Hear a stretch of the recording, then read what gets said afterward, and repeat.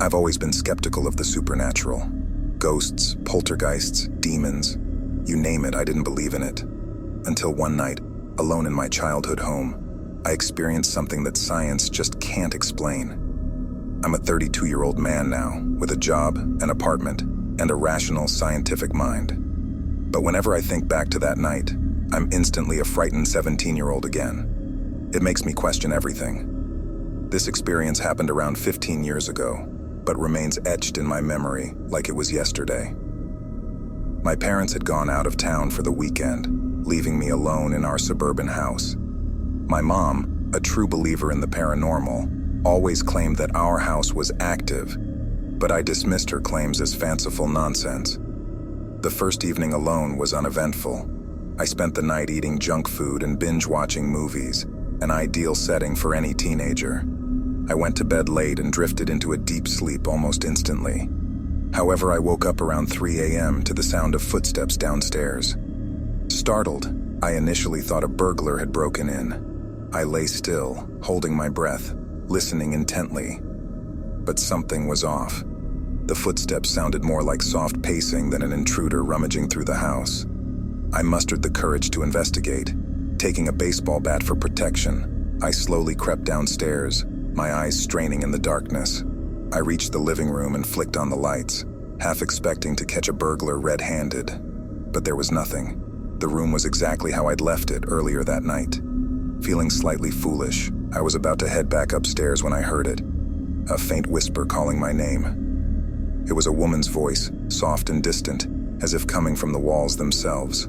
My heart raced as a chill ran down my spine. My rational mind searched for an explanation. Maybe it was the wind, or perhaps I was just imagining things. But then I heard my name again, this time a little clearer, a little closer. Panic set in, and I bolted upstairs, locked myself in my room, and waited for the sun to rise. I didn't sleep another wink that night. The next day I convinced myself that it was all in my head, a product of watching too many horror films. I went about my day, trying to shake off the uneasy feeling that had settled over me. By evening, I'd almost succeeded. Almost. As night fell, the house seemed to grow darker than usual, as if absorbing my fear. Determined not to let my imagination get the best of me, I decided to stay up and face whatever was haunting me head-on. But as the clock neared midnight, I began to regret that decision. The air grew thick, heavy, like a storm was brewing indoors. Just as I was about to give in to my fears and call it a night, I heard a soft knock on the front door. It was so soft that I thought I'd imagined it. But then it came again, louder this time, impossible to ignore. I hesitated. Who could be knocking at this hour? Against my better judgment, I opened the door. To my relief, there was no one there. But just as I was about to close it, I caught sight of something that froze me in my tracks, a shadow darting around the corner of my eye. I slammed the door shut, locked it, and bolted upstairs. But just as I reached the top of the stairs, I heard the sound of breaking glass coming from the kitchen. I froze, my heart pounding in my chest, as I heard footsteps slowly making their way up the stairs. I retreated into my room, locked the door, and pushed a dresser against it for good measure.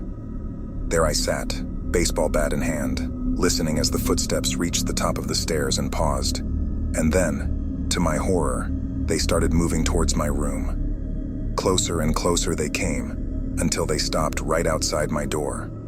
I braced myself, my grip tightening on the bat.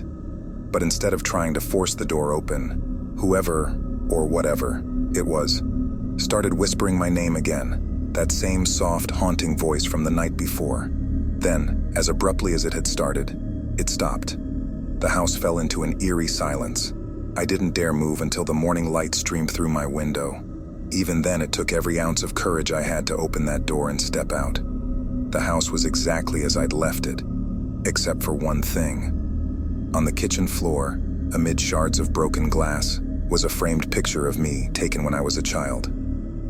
It was one of those pictures my mom had hanging on the wall, but this one was different.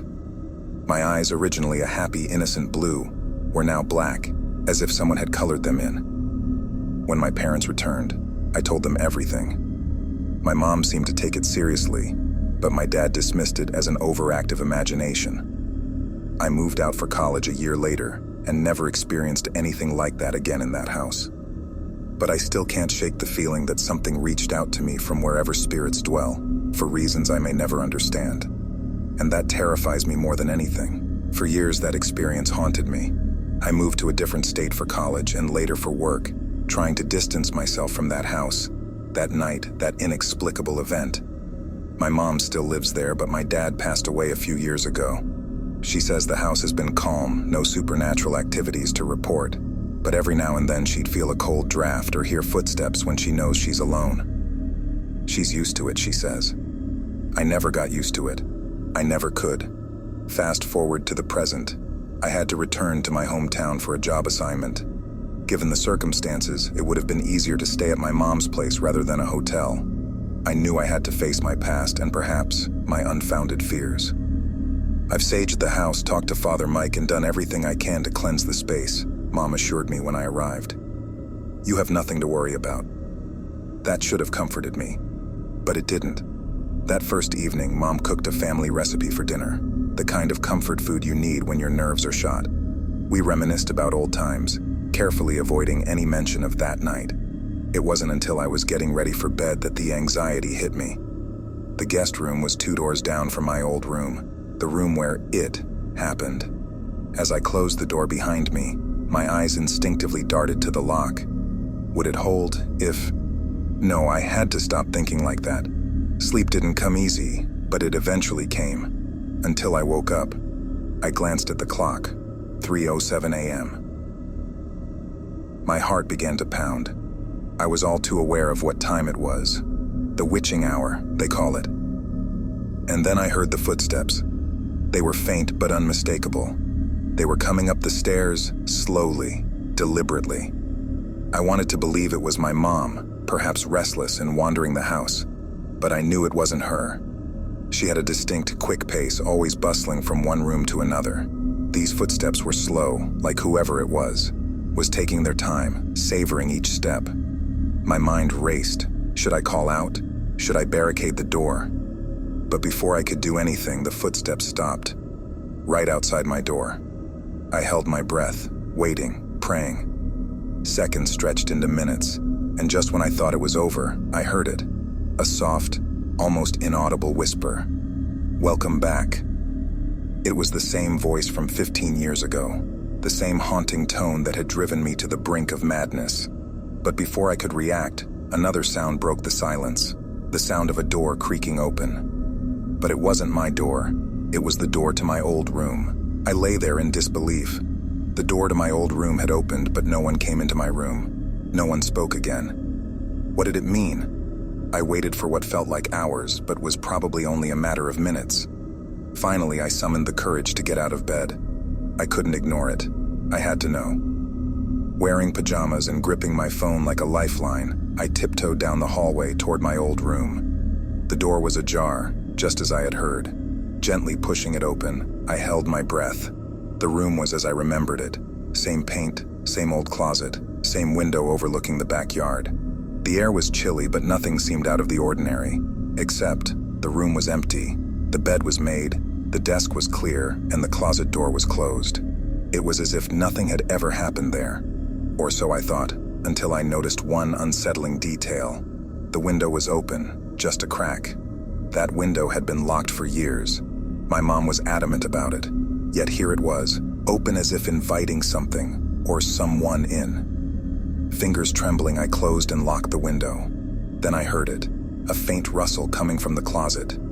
It was a sound I'd know anywhere, the sound of hangers moving, as if someone or something had just pushed aside the clothes to step out of the closet. I didn't want to open that closet door, but I couldn't stop myself. I had to know what was in there.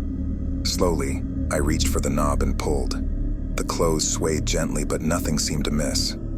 I was about to laugh off my own paranoia when I noticed the footprints.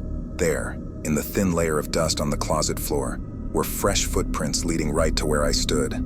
I slammed the closet door shut, turned around, and bolted. I rushed to my room, locked the door, and didn't sleep for the rest of the night. In the morning, I told my mom I had to leave. A work emergency, I said. She looked concerned but didn't press me for details. As I drove away from that house, I realized something that sent shivers down my spine. Those footsteps I heard, the whisper, the creaking door, and the footprints, they weren't a warning to stay away.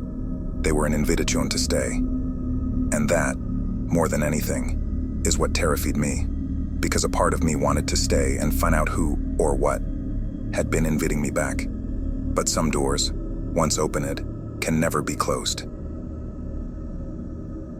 Thanks for watching, and don't forget to subscribe to our channel for more bone-chilling content. Prepare yourself for the horror that awaits. And remember, the night is full of secrets, waiting to be revealed. Give in to the fear if you dare.